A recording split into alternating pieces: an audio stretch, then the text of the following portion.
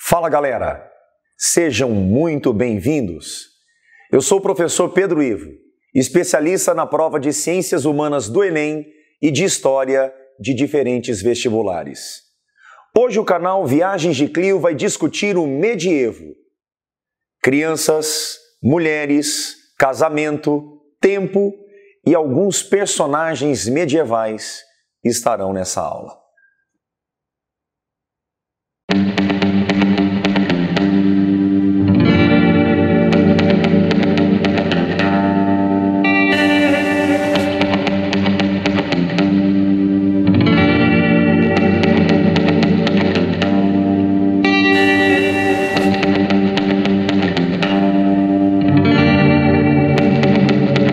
Existem atualmente alguns trabalhos historiográficos que procuram mostrar que a mulher tinha mais espaço na Idade Média do que imaginamos.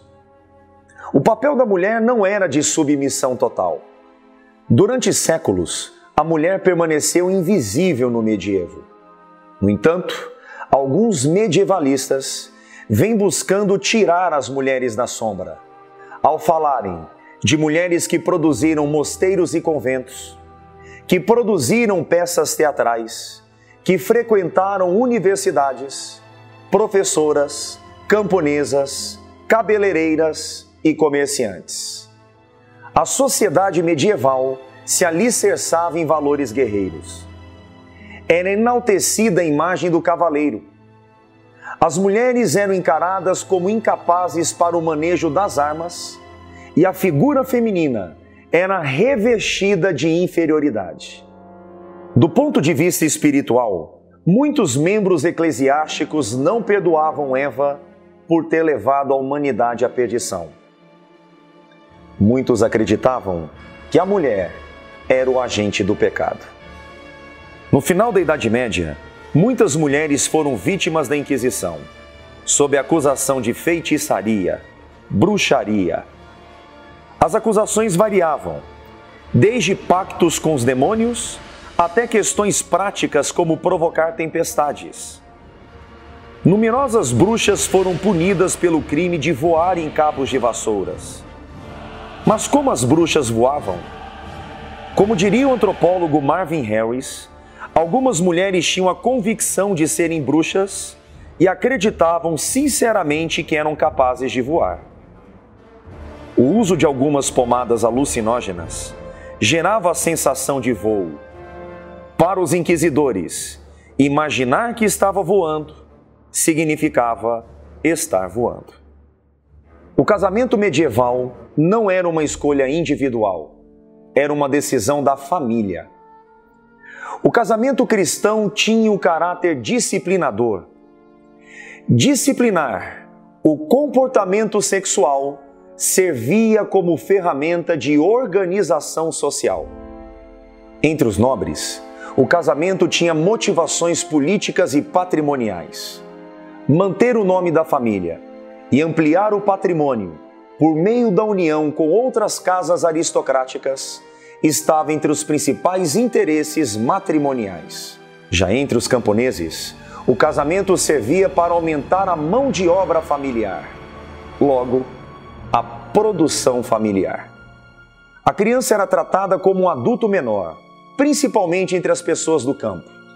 Desde cedo tinha que ajudar o pai nas atividades cotidianas. O índice de mortes entre as crianças era alto, e as pessoas encaravam isso com naturalidade. A criança era substituível, e geralmente os pais davam o nome do filho morto ao novo filho. Nos anos medievais, a igreja se transformou na maior instituição, exercendo um controle ideológico, mental, intelectual, religioso e até mesmo do tempo. O domínio do tempo era uma forma de controle. A igreja procurava estar presente na vida das pessoas desde o nascimento até a morte. Consolidava-se o calendário cristão. O ano era norteado pelos dias santos e pela Quaresma, Páscoa e Natal.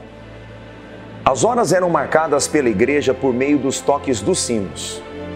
Além do tempo litúrgico, uma outra forma de tempo consolidou-se no final do medievo. Trata-se do tempo do comércio.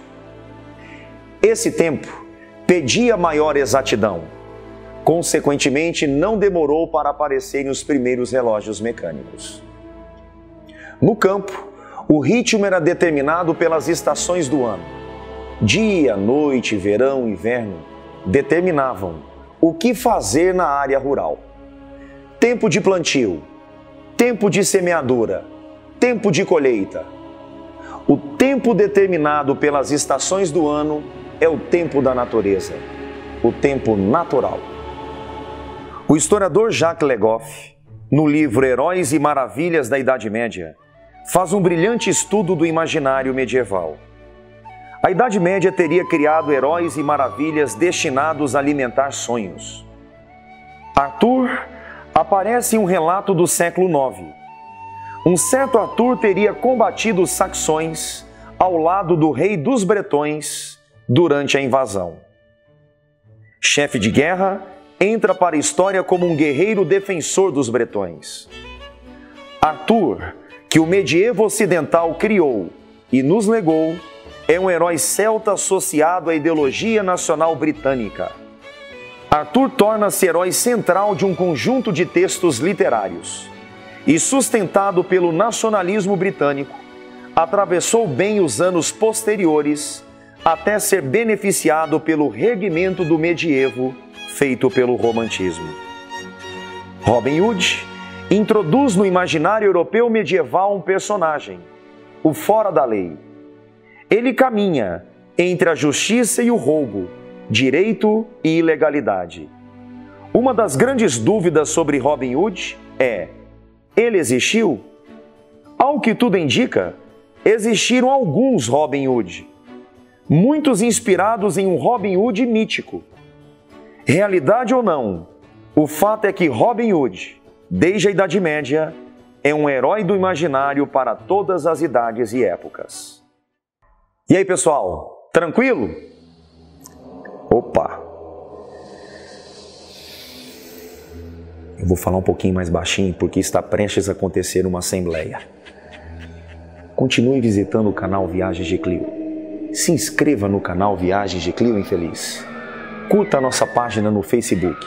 E não deixe de me seguir no Instagram, @PedroIvaHistória. Até a próxima, turma!